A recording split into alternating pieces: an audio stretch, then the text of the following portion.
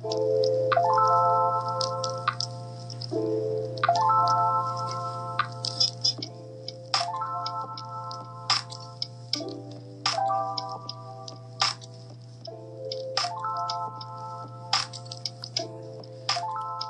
everybody, welcome back to the Jump In Podcast. I'm your host, John Thomas, and back here in Philadelphia, excited again for another week to just share with you some insights into what's going on, what's important, what's been happening. And, I'm really glad that I've been able to do this podcast. We're going to be together for 30 minutes or a little less maybe. But what I know is that this week, what can I say? I'm all geared up. We're the Eagles, baby. We're the number one team.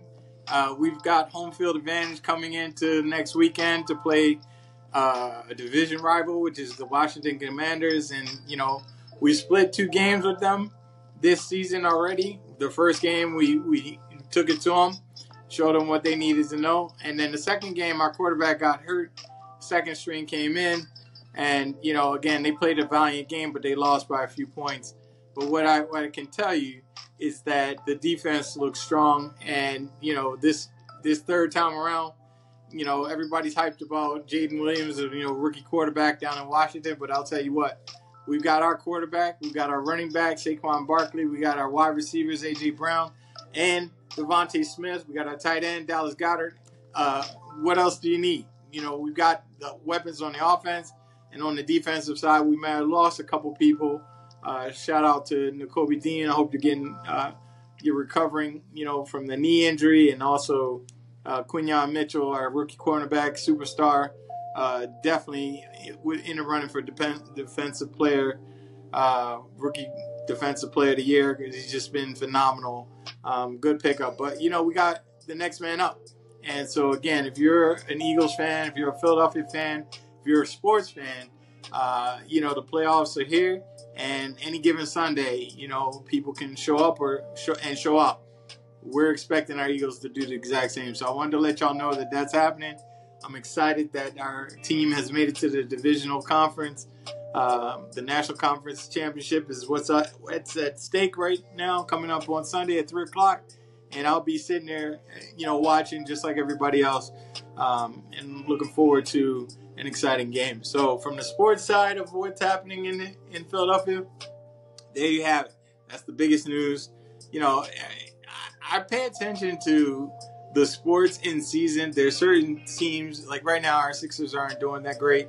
I'm not excited about how they're playing or how, the injury bug has hit, our star player, Joel Embiid. And, again, attitude, is all you can control, and attitude is everything. So we're going to talk about that today, how to have a winning attitude, how to develop a winning attitude, and how to stay at a high level when you've got your attitude in the right direction and committed to things that are important to you. So, for those of you who don't know me, like I said, my name is John Thomas, and, I started this podcast with the intention of really having folks just like all of you listening to just jump in and share topics. And, I put it out there on my, social media, and also in my website, and other information is out there to get in contact. Those of you who want to share in future episodes or want to jump in, feel free to reach me. I've got a new Gmail account that I'll share with you, but you can reach me on Instagram at iCoach, the letter U, play. One word, iCoach, you play, at Instagram.com. And if you want to email me, we now have iCoach, you play, the letter U, PLAY, number 1, at gmail.com. And so iCoach, the letter U, play, number 1, at gmail.com. You can send your information, your contact information. We'll send an invite out to you so you can jump in on the show, and or send your questions or topics that you think that you'd like to have answered, or questions you have like to have answered, or topics you want to have be addressed. I'm open to all of that. And again, like I said, today's topic is, developing a winning attitude, and not only developing it, but, maintaining that attitude throughout the time that you're operating, whether it's in your life whether it's in your career, your business, or, in your relationships with others. You want to have a winning attitude going in and maintaining that attitude throughout in order to make a difference in your life and in the lives of others. So how do you develop a winning attitude? Well, first things first, you got to make a commitment to that's something that's important to you. And, that doesn't take anything but saying, yes, I want to, my attitude isn't exactly where I want to be. Maybe I'm procrastinating. Maybe you're just not, motivated to get up and do the things you need to do. Attitude is everything. And it's one of the things I'll tell you, you can, the only thing you can control in this world, in your life, is your attitude. Your behavior and the actions that you take are all connected to the attitude that you have. So if your attitude isn't right, or if you're not, excited about what you're doing or committed to doing, positive things, then you can see the results. Most people do find that when their attitude is on point, life seems to work out a little bit better, and they actually feel better about the life that they're living. So one of the things that I remember when I first started out those of you who don't know, I'm a military veteran. I joined the Air Force at the age of 19 and spent 4.5 years during the, first part of my career, was the Air Force, right? So right out of high school, started doing retail management, but then I jumped in to the military, and again, people always ask, so what had you join? Honestly, I was following a woman. I was excited. She was amazing, and she was already in the Air Force, and I didn't know any better, so I just said, hey, look, let me join. I went to the recruiter's office, and the next thing you know, I was already with my hand raised, giving the oath of to the Constitution and to defend our country, foreign and domestic, the same oath that was just given yesterday by, who's now in the position of Commander-in-Chief. And, at 19, you don't really always have everything figured out. But what I did have figured out is that I wanted to be with this person. And my attitude was that if she was in the Air Force, then I'm going to follow her. And she gave me a good example. She was fun. She was outgoing. And somebody that, I really, really, dug. I mean, if I made a commitment to join the military service, you got to know she was amazing. And one of the biggest things that I learned joining that service was, now that I made that commitment, I didn't think it through completely, but 30 days later, I left Philadelphia for the first time, got on my first airplane ride, and went to San Antonio, Texas, to do my basic training. And that 30-day, they say it's 30 days of basic training, but what they didn't tell me was that it's 30 business days. Which could, as you know, turn into a longer period of time with weekends, and if there are holidays, which there were. I joined in May, so there was Memorial Day. There was in July. There was July 4th holiday. So there were days that were in that period of 30 days, and weekends that extended it out. So I was there for what was more than 4 to 6 weeks. What I thought would be a 30-day period turned into almost a 50, 60-day period. And you can just imagine, once you get there, you're disoriented, they're throwing things at you. You got, drill instructors yelling and screaming at you. But I'll tell you honestly, when I got there and drill instructors were yelling at me, my attitude was like, man, you can't yell louder than my mom. And she, there's nobody that made me jump more than my mother growing up, because she was in control of 6 kids, and she made sure that we toed the line, and I never wanted to step out of it, but her voice could carry, and people not just in my own household were towing the line, but she had control over an entire block, almost the entire neighborhood. So those are things that stuck with me. And, right up from the bat, I knew that no matter what they threw at me, my attitude was going to be, I can get through this. If everybody else got through, I can get through. And I didn't choose the career that like everybody else, they enlisted in a career that they wanted. I just picked the first thing that got me out of Philadelphia, and that wasn't the smartest choice to make. But once I got down to basic training, and I got into what it was that they were asking me to do, my attitude was like, okay, this is the commitment I made for the next 4 years. I'm going to make the best of it, and I'm going to be the best at whatever it is that they throw at me. And, I was in top physical form. I knew I could do just about anything with my physical body. And, what I know is that, if I kept a positive attitude, I looked at this thing as a way to get to the next level of my life and to get to the woman that I was trying to get to. Then I needed to succeed this next 30 days. And if I could get through the first 30, then I know I could get through the second. And then those first 30 days were when you create your habits, the things that you are going to do that make a difference. So I want you to understand that if you're going to build and develop a winning attitude, it's going to be within that first 30-day period. And, if you know anything about habits, whether they're positive or negative, it takes about 21 days to develop a habit. So if you're talking about developing a winning attitude as a real habit, then know that the first 21 days of your commitment is going to be very critical and crucial to making sure that it stays and you continue to maintain that habit, right? And you maintain that attitude throughout whatever it is you're going to do. So what does that look like? Well, first things first, you have to begin to see your life or the things that you're committed to, whatever goal that is, from the end, right? You got to have the end in sight, right? And that's a little bit challenging for some people because they really don't know what it is that they want. They haven't really figured out what it is that they want. So again, if that's you, don't be too bent out of shape. You're not, much different than most of the people that exist on this planet. But then when you have, it comes down to you looking at what's really important, right? And what are you actually trying to achieve? So for me, being in the military, the first thing I was trying to achieve was get out of the basic training successfully, graduate, and move on to the next level of training, whatever that was going to be. And, like I said, I didn't pick the job or the career. The recruiter pretty much put me in whatever you could put me in to get me out of Philadelphia, because that's what I told him I wanted to do as quickly as possible. So what did he do? He put me in a security field.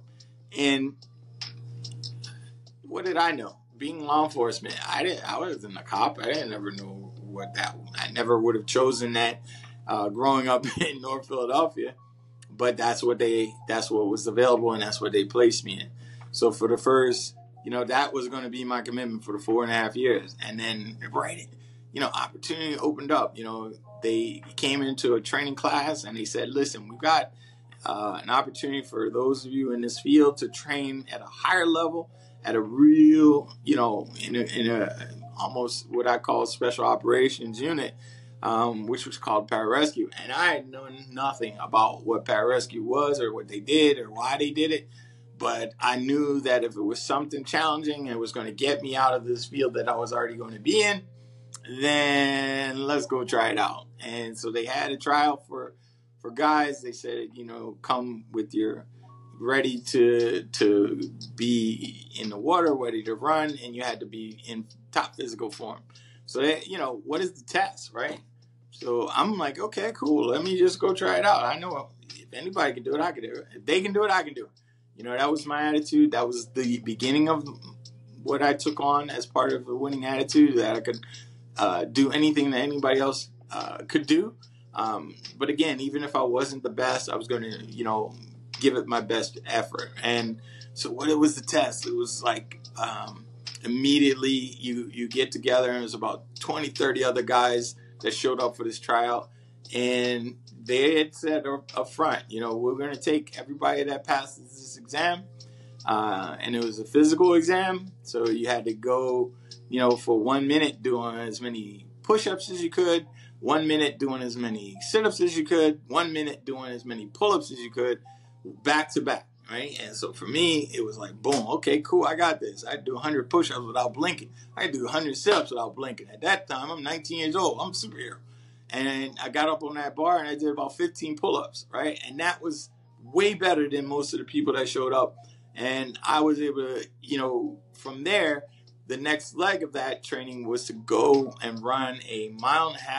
And you had to do it under 9 minutes. And the kicker was, you're doing it in your fatigues and boots, right? So if you know anything about military boots, they're not the most comfortable things in the world. You're wearing 2 pairs of socks, but I promise you can feel every stone. You can feel every piece of concrete that you're running on. But I did it, and I don't remember the actual time, but I know it was under the 9 minutes, and I qualified to move on to the next and final leg of the trial, which was the swim. And if, you can make whatever jokes you want. The biggest pool that I swam in was, our backyard pool. We had a 3 or 4 foot pool, which was one of those little circular 12 feet pool, and it fit the entire backyard that we had. But it was the most fun growing up as a kid to be in that pool with your brothers and sisters and neighbors, and everybody came to jump in the pool in the summer, and as many laps as you can do in a 12-foot circular pool. That's what I learned how to swim. And then I later went to Y at summer camp, and they had taken us to an Olympic-side pool. But again, I wasn't the greatest swimmer. I didn't learn. You only get like a half hour, 45 minutes to learn how to swim in a wide pool. It's not a big opportunity to really train and develop myself as a swimmer. But I knew the basics. I knew how to float. I knew how to do the backstroke. I knew how to do a little bit of freestyle. And I knew how to do the breaststroke. Those are my go-tos, right? The breaststroke, the backstroke, and floating, right? Because who can't do that? But that was one of the kickers. And again, it's all about, focus and, from listening to the instructions that the trainers gave. They said, listen, we don't care how long it takes. You're going to go in this pool and you're going to swim 25 laps. And if you know an Olympic-sized pool, up and back was 1 lap to them, right? So they said you got to do 25 laps. The only caveat was you just can't get out of the pool. If you get out of the pool, that's it. You're disqualified and your opportunity is over.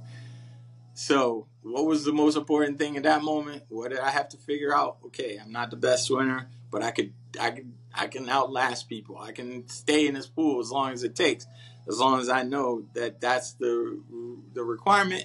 And sure enough, that's what I did. I went up and down that pool, took breaks by floating, doing the backstroke when I could. The main challenge was to actually stay in that pool because, if you're in here and you can't touch the ground, you get disoriented, and again, those of you who don't know, while I'm looking at all of you, I'm looking through contact lenses. And at that time in 1992, I didn't have contact, or not 1992, 1987, I didn't have swimming goggles or contacts that I could wear in the pool. So, I'm disoriented. I can't really see that far ahead of me. So it was just me, the water, and the edges of the 2 sides of the pool. So I just, used my best guess to make it through this process. I would use the edges of the pool, both sides.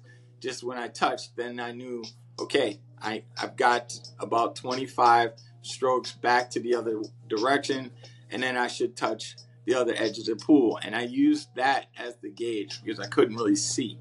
And so again, if you know anything about, what that can do to you mentally, if you can't see something, or if you're not sure about something, doubt will creep in. You'll start to wonder. Fear will also take over.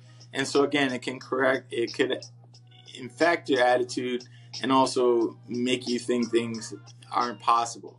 And so I didn't pay attention to guys next to me. I know guys that gotten out of the pool because I heard the whistle whenever you got out, they blew the whistle and let you notice. That's how you knew somebody was disqualified. But for me, it was just a context of just continuing to stay in the water until they told me I was done. And I did everything I could. It took, I don't know, it felt like forever, but maybe it was an hour or 2 hours in a pool, doing 25 laps for someone who's not a great swimmer. But I share that with you because if you know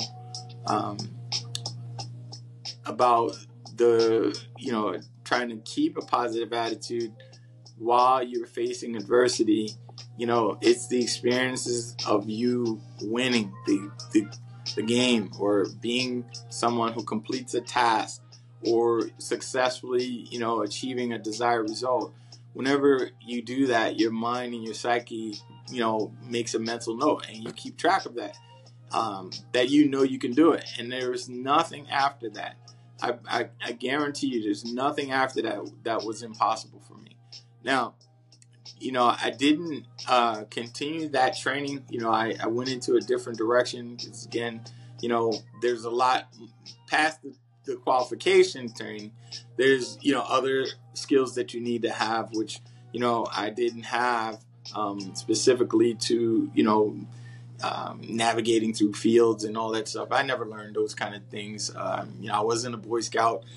So those, I didn't do so well in that particular area, and I had to really, spend some time learning those kind of skills as I went. But I did wind up in a better opportunity for myself, which was the emergency services team, which was basically like playing SWAT and doing, that in the Air Force is kind of like, anti-hijacking, making sure that you, keeping the plane safe. And that, each and every year in that field, there was a challenge called the Peacekeeper Challenge, which allowed me to go to different, bases, different parts of the country and train specifically for that challenge. So it was like being a part of an Olympic team, but you were just basically training for, how to shoot, handguns, how to shoot rifles, how to shoot M60s, grenade launchers, and of course, how to do field navigation, which I wasn't that great in. But I promise you, as part of this Peacekeeper Challenge team, I became an expert at every single one of those fields. And that was the best part of being a part of that career for the 4.5 years that I spent. And now you're asking, well, wait, I thought the enlistment was 4 years. Guess what? When there is any challenges around the world, and there was at the end of my enlistment, was Desert Shield. If you know anything, that was the impetus for, Iraq, or I forget whatever country it was, but he went into Kuwait and decided he wanted to take over, and we had to go in there. Yeah, it was Iraq. So, we had to go in there and kick his ass out. And, that was, at the same time, I was supposed to be ending my enlistment. And then, of course, not knowing the fine print of being in the military, they told me, hey, we have a little clause that can involuntarily extend people, and they did. They involuntarily extended every enlistment 6 months additional. And again, you talk about creating a winning attitude. My attitude at that point was like, hey, I felt like a prisoner. I felt like you were keeping me against my will. And I had plans that I had made to go into other careers, get out of the military, make more money, and go back home and do some great stuff. And that was going to be on hold for another 6 months out of my own control. So again, there was another shock to the system to have me start to craft, okay, who am I going to be? What's my attitude now? Okay, you got me for an extra 6 months. Now I could either, make this the worst 6 months, or I could find some way to make this work for me. And so again, I did. I wound up being put in an administrative role to, track the different things around the base to make sure everything was secure. And I wound up, being in a pretty cushy, either I was up 60 feet in the air in a tower, or I was down in a bunker, chilling with TV and cold drinks and everything that you can eat, right? While other guys are out there struggling and, doing the grunt work. And so again, for somebody who, was a low-ranking NCO at the time, I was like, all right, cool, I can do this. I can do this every day for the next 6 months. And so that's what happened. That's what I did. And then I did, get out. And what was amazing is that, you know, I didn't have any doubts about when I was coming out, you know, what was going to happen, you know, whether or not I was going to be able to create a new career. Because before I went in, I already knew that I had the potential to do, you know, I was great at sales. I was someone who could actually talk to people.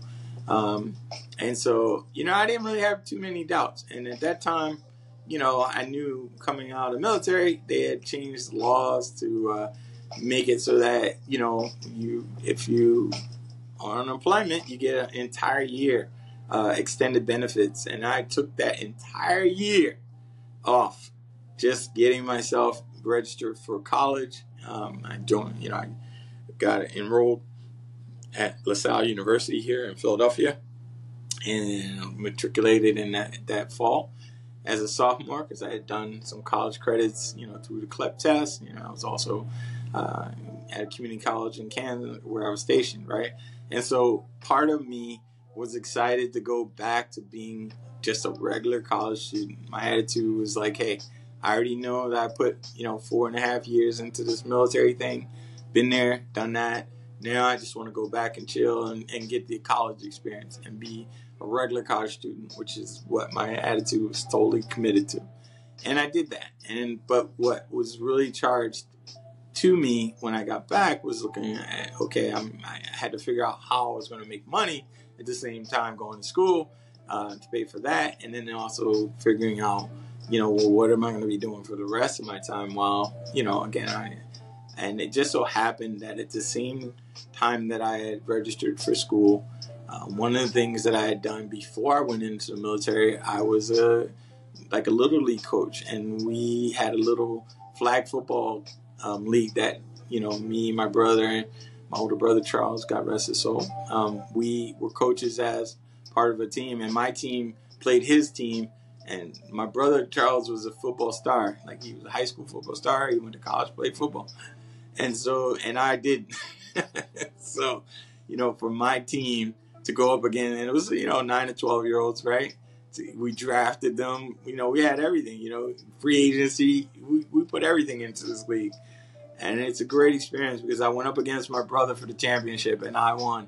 It was the first time I had ever beat him in anything.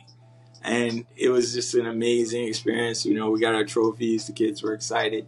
But then 4 years later, I went into the military. I was gone for that 4.5 years. When I come back, guess what? Kids have been talking about that league that disbanded that same year, right? That was the only time we had it. And they had been talking it up in the neighborhood. And before I knew it, every kid in that neighborhood, I'm walking around the streets of Philadelphia again.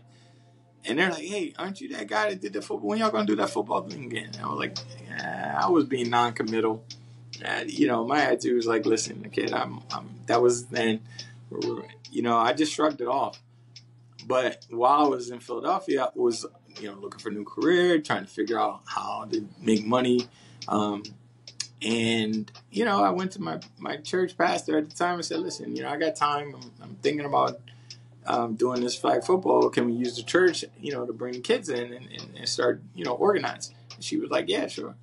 So I just put up like one sheet of paper on a pole, a telephone pole here in Philadelphia in the neighborhood, and said, hey, anybody want to play flag football, come to the church, you know, tomorrow. Or it was like the next day, right? And I kid you not, by the end of that next day, there were like 80 kids in the basement of that church ready to go. And I had no money, no job. We had no equipment. I had no coaches. It was just me and these 80 kids and the commitment to put this thing together. And so I went about doing that the best way that I could. You know, I was just like, you know, take the kids to the park and tell them, look, we're going to do drills. You're not ready for football. I didn't tell them we didn't have any football. I didn't tell them we didn't have any flags.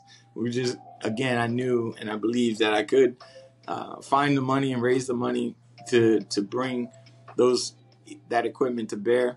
And while, you know, we were pulling that together, we'd be out in the park and guys would come up and they see these kids running these patterns, and they would ask me what I was doing, and I would like tell them, and I'd really get them sold on the idea of maybe, you know, you might want to share some of your skills with these kids.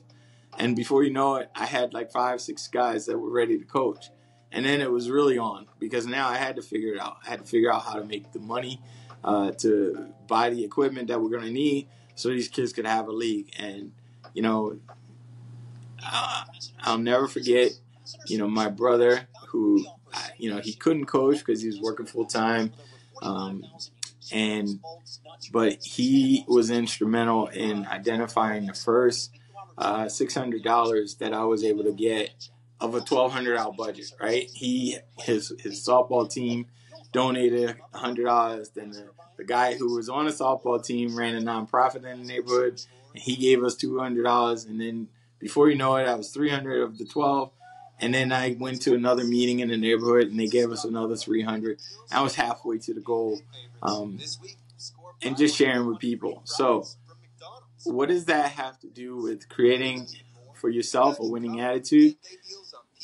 Maybe nothing. But if you were able to get any inspiration out of the communication that I just shared with you, is that, you know, I parlayed that beginning process from that back in 1987, being an E1, beginner Air Force military member, to where I am today at 57 years young.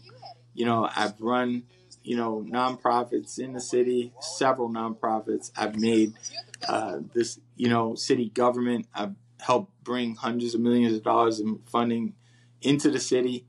And I've also started my own company that, you know, for the last 25 years has been making a difference in the lives of thousands of people across North America. And who knows where those thousands of people have made a difference, because they're pretty much world leaders and world changers. So again, they're in all kinds of fields, and I'm proud of the work that I've done. But what I wanted you to know from this whole communication is that it started with an attitude, the attitude that I could accomplish whatever it is that I set my mind to, an attitude that if someone else could do it, so could I. And there was enough history in my life to see people who had gone from, you know, basic beginnings to achieving very high results, you know, even in my own family, right? So I just want you to be left with that. If you're someone who's committed to doing, you know, transforming your life, or, you know, taking your attitude from where it is to where you want it to be, then all it takes is a real commitment to, you know, be that person. And if you're being that person on a daily basis, being excited, being motivated, being encouraged, being dedicated, being committed, whatever that way of being that will inspire you, being inspired, those are all things that you can choose on a daily, weekly, minute by minute basis. Actually, you can choose that to be that, right? Because the alternative is what? You know, not being inspired, being lazy, being uncommitted. Why would you want that for yourself? Why would you want that for others? So take the time out of your day. You know, again, I thank you for listening to this.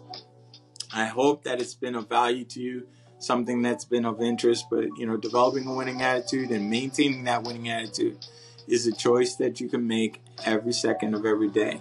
And I look forward to our episodes as we continue to jump into new topics. I invite you all to share what the topics are that you're committed to hearing on this broadcast. And if there are questions that you have that we can answer, feel free. Like I said, you can reach out to me either through my Instagram, which is iCoach, the letter U, play. And my email is iCoachUplay1@gmail.com. Thank you for joining us, and we look forward to you jumping in next week. Peace.